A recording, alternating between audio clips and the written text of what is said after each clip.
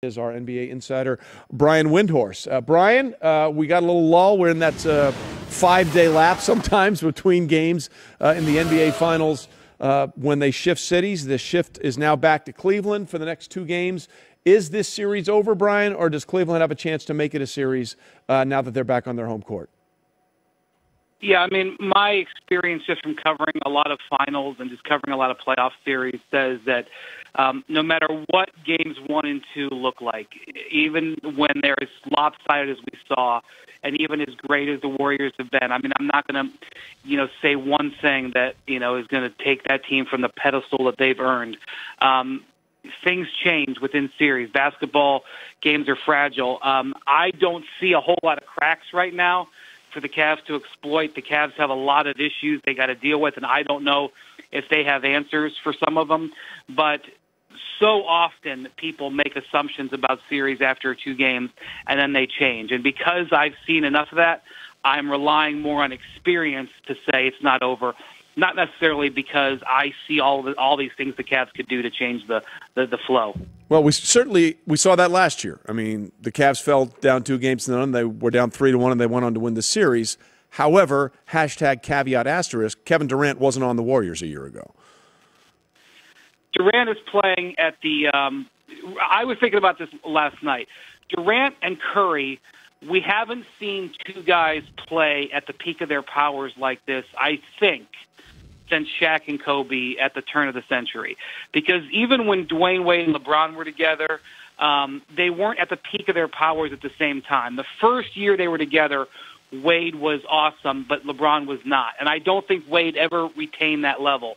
So they were close. But the last time I think we saw 2 guys dominating at this level, basically what I would call MVP level, because Shaq was winning MVPs, or at least won an MVP in that stretch where they three-peated, and Kobe was right there amongst the top 5 players in the league.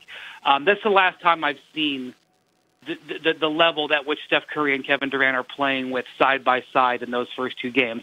And if Steph Curry was here with us right now, he would tell you that he wasn't even really that great because he had all those turnovers in game 2. And I would say, well, you still had a 30-point triple-double, which has happened only a handful of times in NBA Finals history. So to see those 2 guys play at this level is breathtaking.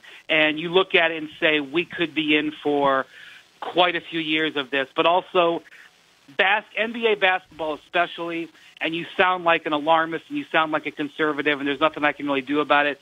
It's just so fragile. The game itself, the style of play of the NBA is fragile, so you never make an assumption.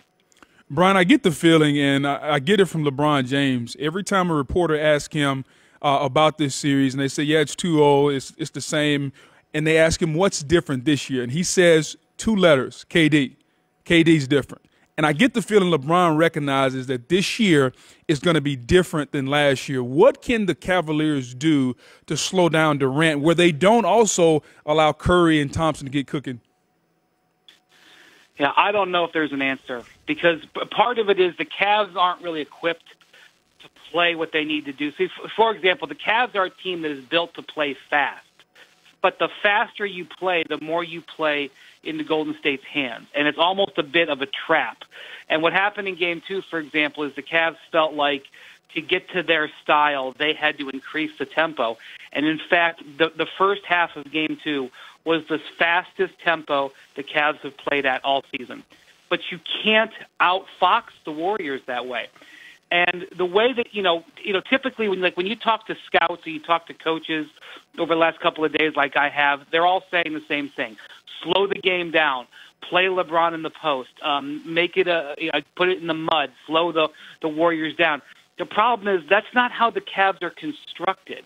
The Cavs are not constructed to play great half-court defense. They don't have great defensive players. They don't have great defensive habits. It could be that they're just getting beat, by a better machine here, and that may be the way it goes. But slowing it down is probably the way they're going to have to go. That doesn't mean it's going to work, though.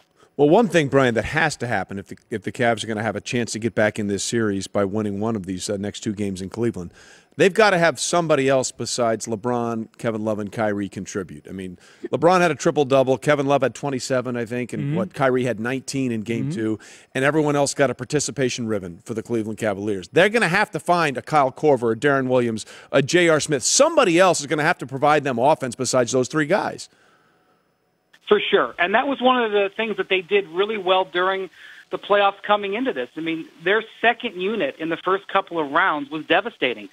You know, go ask the Toronto Raptors about Kyle Korver. He took them to their knees. Darren Williams, and I realize that, people are making fun of Darren Williams and saying, well, he's done as a player, blah, blah, blah. I'm like, yeah, I know. I know he's not the $100 million player that he was 5 years ago, but he actually was a pretty valuable backup point guard for this team for the first 3 rounds, and they just haven't gotten it from him. Now, historically, you look at the playoffs, role players tend to play better at home than they do on the road. That's just something that we see over the course of year after year. So one of the reasons you want home court advantage is your role players feel more comfortable at home. Does that mean Kyle Korver hits 5 threes tomorrow night? Does that mean Darren Williams becomes more of a factor? I don't know. I do know that it's probably a better chance of them doing that. But, of course, you're right, Trey. To have a chance against the Warriors, you got to have a maximum effort all the way up and down your team. You really need 7 guys, I think, contributing at a pretty high level. And we're talking about beating these guys one time, not 4 out of 6 or 4 out of 5 at this point. Brian, what has been going on with Tristan Thompson? He's a guy who loves to bring the energy, the effort, the grittiness. He's kind of the emotional leader. He hasn't been there. Is there anything in particular that's going on with Tristan Thompson? There's a couple of things happening. Number one, with the Cavs agreeing to play at this super high tempo speed, the Warriors are deploying basically small lineups that are forcing the Cavs to only play one big man. When they go with Kevin Durant or Draymond Green at center, they just can't cover enough ground, and they're forcing the 2 bigs off the court. And it's just so funny because, we think of playing small these days as playing with, 2 power forwards instead of 1 center, which is kind of how the Cavs play. I mean, really, Tristan Thompson came into the NBA as a power forward. That's what Kevin Love is. They start essentially 2 power forwards, and the Warriors force you down to 1 power forward and 4 wings.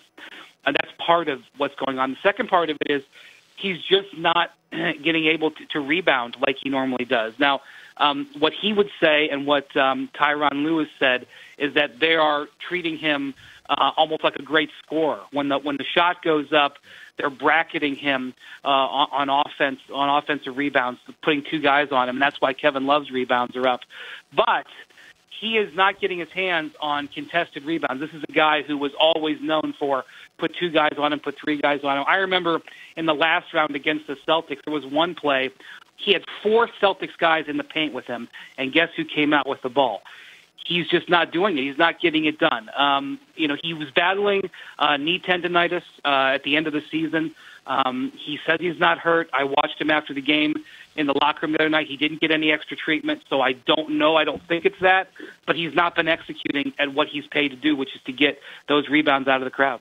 Well, they're going to have to get all of that and maybe a little more to try and get this thing back on some sort of track for them to find success Wednesday night when the series shifts to Cleveland. All right, Brian, before we let you go, let's leave reality for a second and go into the fantasy topic that a lot of people have been talking about. The Las Vegas Superbook Westgate says the Warriors would be a favorite if they were going to play Michael Jordan's Bulls, 95-96 Bulls. Your thoughts on that potential matchup? What would you see happening with the current Warriors against that great Bulls team in the 90s? Well, I think both teams would be completely blown away by the style of play. The Warriors would have never seen anything like the way the Bulls would bruise you, and the way Dennis Rodman plays, and the way that Jordan and Pippen would D up.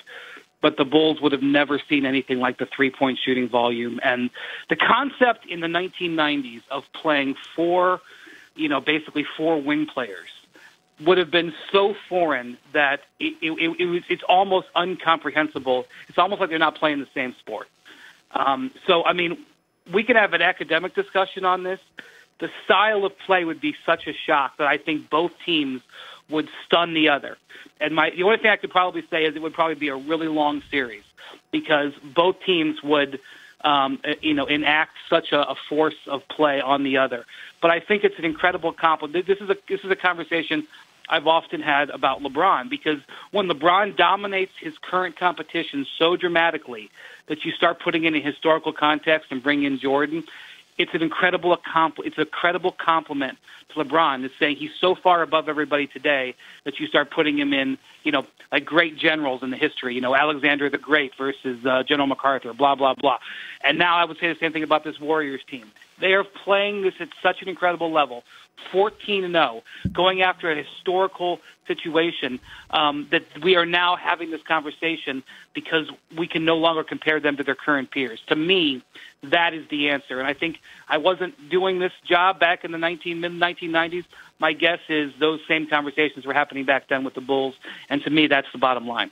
Absolutely. And I think the biggest X factor here would be what rules are they playing under? Yes. Are they playing under the hand check rules of the 90s or the, hey, run around and do whatever you want of the current NBA? I got news for you guys. You could, that's what the old guys say.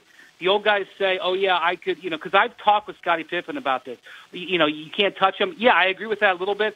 You got to catch Steph Curry and Kevin Durant before you can put your hands on them. And it's not as easy as it sounds. They make it seem like that. But the way that the Warriors play today, where they stretch the court to such a level with the space there, it would be harder than those guys think it was, because I think the game is evolving, and typically the more evolved team, the more evolved species has a chance. So I would say that's a factor that people don't quite understand. You got to run down Steph Curry. Good luck. Yeah, well, you're absolutely right. And the one thing, too, going back to the LeBron scenario, is people forget just how big he is. I mean, Jordan was 6'5", maybe 6'6". LeBron, you put a picture of LeBron next to Jordan, it's amazing how much bigger LeBron is physically than Michael. Not taking anything away from Jordan. Don't at me, as people say with that. So we're just saying we're noticing the comparison, and the size difference is alarming. Brian, we appreciate it. We'll see if we have a series starting Wednesday night in Cleveland. Thanks for being with us.